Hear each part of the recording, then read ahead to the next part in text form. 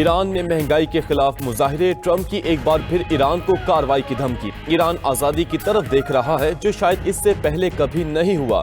امریکہ ایرانی عوام کی مدد کے لیے مکمل طور پر تیار ہے۔ امریکی صدر ڈونلڈ ٹرمپ کا سوشل میڈیا پر پیغام۔ صدر ٹرمپ مظاہرین کے قتل پر ایران کو پہلے بھی سخت جواب کی دھمکی دے چکے۔ امریکہ ایران کے فوجی اہداف پر فضائی حملہ کر سکتا ہے، وال اسٹریٹ جرنل کا دعویٰ۔ امریکی اخبار کے مطابق ٹرمپ انتظامیہ ایران کے خلاف کارروائی کے لیے مختلف آپشنز پر غور کر رہی ہے۔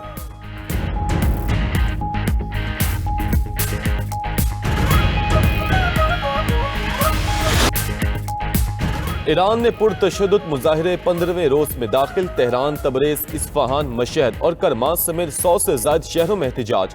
مظاہرین نے گاڑیاں، بینک، سرکاری عمارتیں اور درجنوں گھر جلا دیے۔ 25 مساجد کو بھی نقصان پہنچا۔ تہران میں مظاہرین نے اسپتال اور 2 طبی مراکز کو بھی نشانہ بنایا۔ سیکیورٹی فورسز اور مظاہرین میں جھڑپیں۔ ٹائم میگزین کا جھڑپوں میں 217 اموات کا دعویٰ۔ 2500 سے زائد مظاہرین گرفتار۔ کئی شہروں میں کرفیو جیسی صورتحال۔ ایران بھر میں انٹرنیٹ اور موبائل سروس بدستور معطل۔ فوج کے بعد پاسداران انقلاب کو صورتحال کنٹرول کرنے کی ذمہ داری مل گئی۔ پاسداران انقلاب نے سیکیورٹی کو ریڈ لائن قرار دے کر سخت کارروائی کا عندیہ دے دیا۔ کہا قومی مفادات اور عوامی املاک کے تحفظ کے لیے طاقت کا استعمال کریں گے۔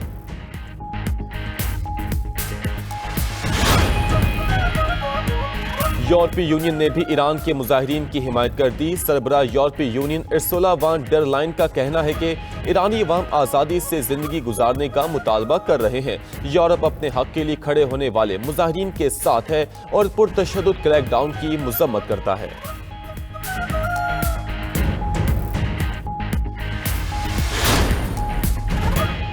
کسی ملک کو حق نہیں کہ دوسرے ملک کے اندرونی امور میں مداخلت کرے یا ان پر فیصلہ مسلط کرے۔ ایرانی وزیر خارجہ عباس اراغچی کی امریکہ اور یورپی یونین کے بیانات کی مذمت۔ کہا ایران میں امن و امان کی خرابی اور فسادات کرنے والوں کی حمایت کرنا ایک اور فتنے کو ہوا دینے کے مترادف ہے۔ باشعور ایرانی شہری ایسی سازشیں کامیاب نہیں ہونے دیں گے۔ ایرانی صدر مسعود پزشکیان آج قوم سے خطاب کریں گے۔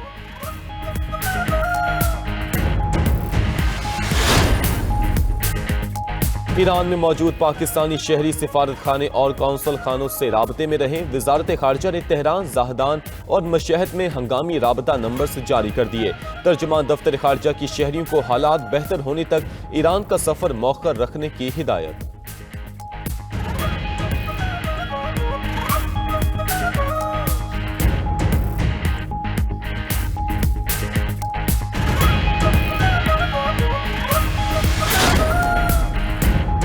ایران میں حالیہ کشیدگی پر پاکستان کی بہترین سفارتکاری مرکز نگاہ بن گئی۔ امریکی جریدے دی نیشنل انٹرسٹ کا پاکستان کی علاقائی اہمیت اور مؤثر سفارتکاری کا اعتراف۔ رپورٹ کے مطابق پاکستان پر تشدد طریقے سے ایران میں حکومتی نظام کی تبدیلی کا حامی نہیں۔ پاکستان سمجھتا ہے کہ ایران میں رجیم چینج سے خطے میں عدم استحکام، دہشت گردی اور مہاجرین کے بحران میں اضافہ ہوگا۔ یہی دور اندیش سفارتکاری پاکستان کو خطے میں ایک نیٹ ریجنل سٹیبلائزرز کے طور پر ابھار رہی ہے۔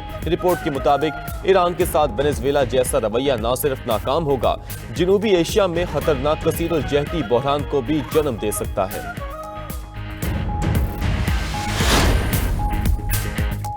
امریکی ریاست منیسوٹا میں امیگریشن افسر کی فائرنگ سے خاتون کی ہلاکت پر آج بھی مظاہرے۔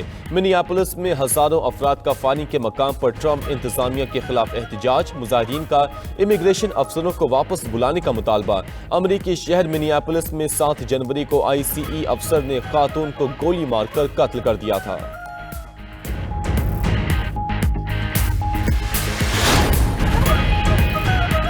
جدہ میں OIC وزراء خارجہ کا غیر معمولی اجلاس۔ نائب وزیر اعظم اسحاق ڈار کی بھی شرکت۔ اسرائیل کی جانب سے صومالی لینڈ کو تسلیم کرنے کی مذمت۔ OIC نے صومالیہ کو تقسیم کرنے کی کسی بھی کوشش کو مسترد کر دیا۔ سیکریٹری جنرل OIC حسین ابراہیم طٰہٰ نے کہا کہ صومالی لینڈ کو تسلیم کرنا صومالیہ کی خود مختاری کی خلاف ورزی ہے۔ سعودی عرب نے کہا صومالیہ کی خود مختاری کو نقصان پہنچانے والے اقدامات کو مسترد کرتے ہیں۔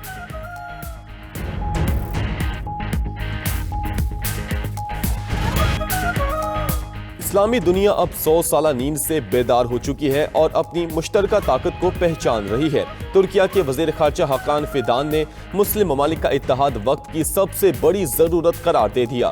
بولے جب مسلم ممالک اور اقوام ایک پلیٹ فارم پر اکٹھا ہوتے ہیں تو انہیں اپنی حقیقی صلاحیتوں اور اثر و رسوخ کا اندازہ ہوتا ہے۔ مسلم ممالک کا اتحاد ہی موجودہ چیلنجز کا مؤثر جواب ہے۔ ترک وزیر خارجہ نے اسرائیل کو ایران میں کشیدگی سے فائدہ اٹھانے پر بھی خبردار کر دیا۔ کہا ایران کی داخلی صورتحال سے فائدہ اٹھانے کی اسرائیلی کوششیں ناکام ہوں گی۔ اسرائیل غزہ سیز فائر معاہدے کے اگلے مرحلے میں بھی رکاوٹیں ڈال رہا ہے۔ ترکیہ غزہ میں انسانی امداد اور تعمیر نو کے لیے کردار ادا کرنے کو تیار ہے۔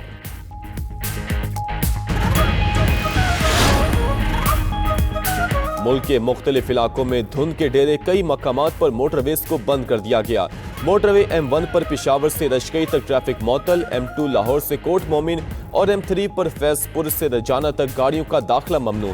M4 پنڈی بھٹیاں سے ملتان، M5 پر ملتان سے روہڑی تک no entry. Lahore Sialkot motor وے M11 بھی مکمل بند۔ قومی شاہراہوں پر بھی دھند کی وجہ سے ٹریفک کی روانی متاثر۔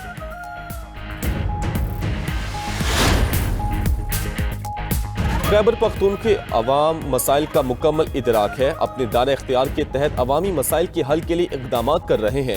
وفاقی ترقیاتی منصوبوں کی بروقت تکمیل ترجیح ہے۔ وزیر اعظم شہباز شریف کے خیبر پختونخوا سے تعلق رکھنے والے عوامی نمائندگان سے اظہار خیال۔ KP کے وفد نے کہا KP حکومت مکمل ناکام ہو چکی، گورننس نام کی کوئی چیز نہیں، صحت، تعلیم اور انفراسٹرکچر کی کوئی واضح پالیسی نہیں۔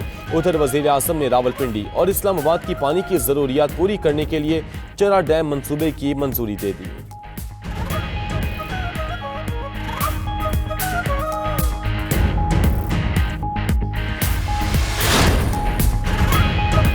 کراچی میں PTI کو آج جلسے کی اجازت مل گئی۔ سندھ حکومت کا جناح باغ میں جلسے کے لیے NOC جاری۔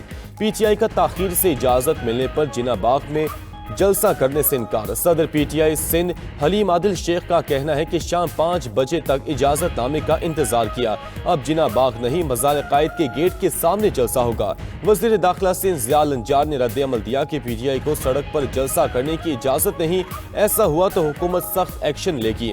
وزیر بلدیات ناصر حسین شاہ بولے باغ جناح وفاق کے پاس ہے، اسی وجہ سے اجازت میں کچھ تاخیر ہوئی۔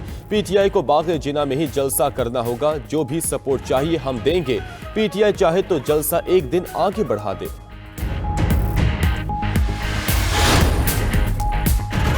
کراچی میں آج تاریخی جلسہ ہوگا۔ NOC میں تاخیر کر کے جلسے کو ناکام بنانے کی کوشش کی گئی، مگر ہم جلسہ ضرور کریں گے۔ وزیر اعلیٰ KP سہیل آفریدی کا حیدرآباد میں ریلی کے شرکا سے خطاب، بولے بانی PTI نے اسٹریٹ موومنٹ کی ذمہ داری ان کو سونپی ہے، مذاکرات کا مینڈیٹ محمود اچکزئی کو دیا گیا، ان کا جو بھی فیصلہ ہوگا تحریک انصاف قبول کرے گی۔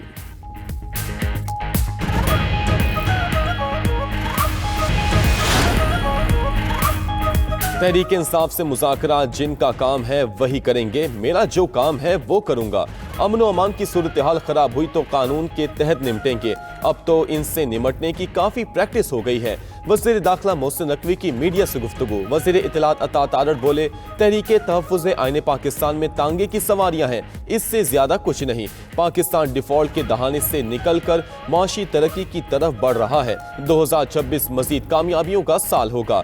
وفاقی وزراء کی لاہور میں جامعہ اشرفیہ آمد، مولانا فضل الرحیم کی وفات پر تعزیت کی۔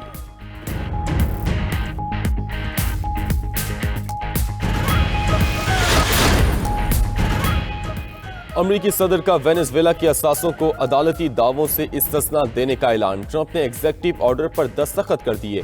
وینزویلا کے تیل کی فروخت سے حاصل شدہ رقوم کی منتقلی یا استعمال پر پابندی ہوگی۔ ادھر سویڈن اور برطانیہ میں امریکہ مخالف مظاہرے، شرکا نے وینزویلا میں امریکی اقدامات کو عالمی قوانین کی خلاف ورزی قرار دے دیا۔